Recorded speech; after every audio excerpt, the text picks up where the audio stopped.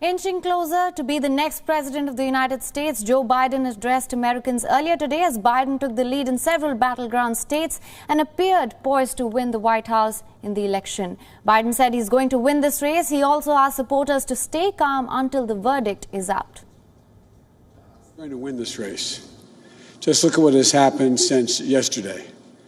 24 hours. We were behind in Georgia. Now we're ahead. And we're going to win that state. 24 hours ago, we were behind in Pennsylvania, and we are going to win Pennsylvania. And now we're ahead, but we're winning in Arizona, we're winning in Nevada, and in fact, our lead just doubled in Nevada.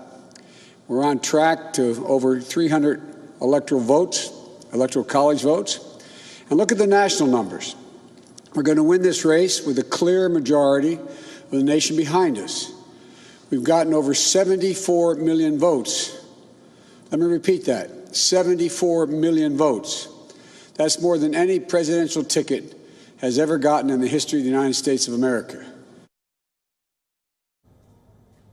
He added that he would try to bridge the country's partisan divide and attack major issues like the coronavirus pandemic. To remain calm, patient, let the process work out as we count all the votes. You know, we're proving again what we've proved for 244 years in this country.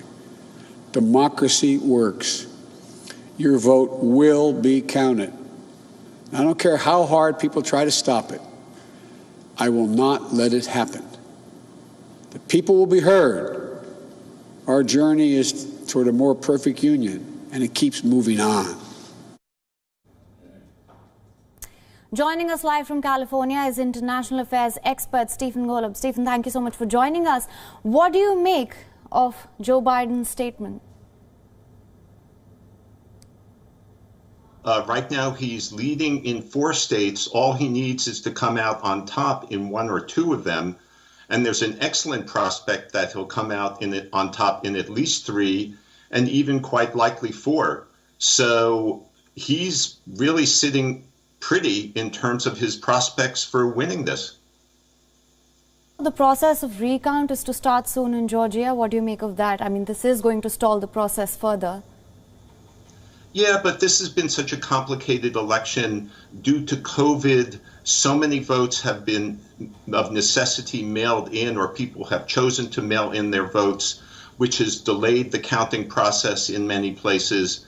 And in some countries around the world, it does take a number of days or even longer to get a final result in an election. The result in Georgia is so close. I think Biden is maybe 3,000 votes ahead, something like that, maybe less, or maybe 4,000, that it's a natural part of the process there. It's legally mandated for there to be a recount. So this is all, even though this is such an unusual year in so many ways, including COVID and the candidate of the president, who's Donald Trump, who is a very unusual character, to put it kindly, what we're seeing now is, in a sense, business as usual, nothing extremely out of the ordinary in terms of counting the votes and getting to a final tally that will determine the president. And I know we have touched upon this before as well, but just for more clarity on this, what do you think of the practical implications if the process is to be stalled? Well, it could be stalled for a little while. It seems to be going ahead because it's not within the power of the president to simply stop it. These are decisions made on the state level. The state government of Georgia, for that matter, is controlled by the Republican Party, but it's going ahead and carrying out its responsibilities to recount.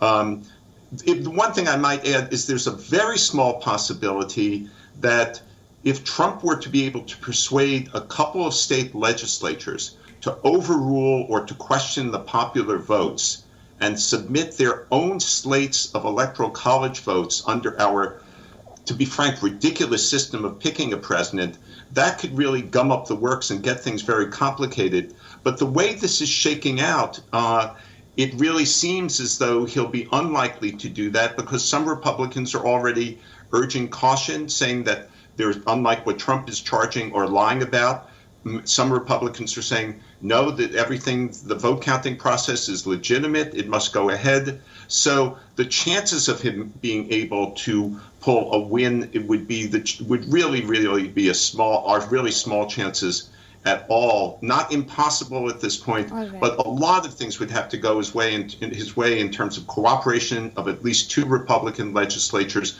doing something very unusual, and then the Supreme Court buying into the arguments he would make. Yes, and on those lines, as you know, the Trump administration has made it very clear that they're not going to go down without a fight. What do you make of that? It's really sad and unfortunate for the country. We've never really had something like this. For the last election that where a president contested quite this much, where a candidate contested quite this much, was about 150 years ago. And even then, the 2 candidates were closer to even than the ones are now in terms of Trump and Biden. He's really adding to his sins and transgressions against democracy through his blatant lies about the election, some Biden votes being valid or fraudulent, or the process otherwise being rigged against him. He's damaged our democracy a lot. He's doing it further by asserting that he's being cheated out of the presidency. And we'll pay for that for quite a while. But fortunately, it looks like he's going to lose. So his opportunity to really drag our democracy down the drain is coming to an end. All right, Stephen, thank you so much for joining us and for all your inputs.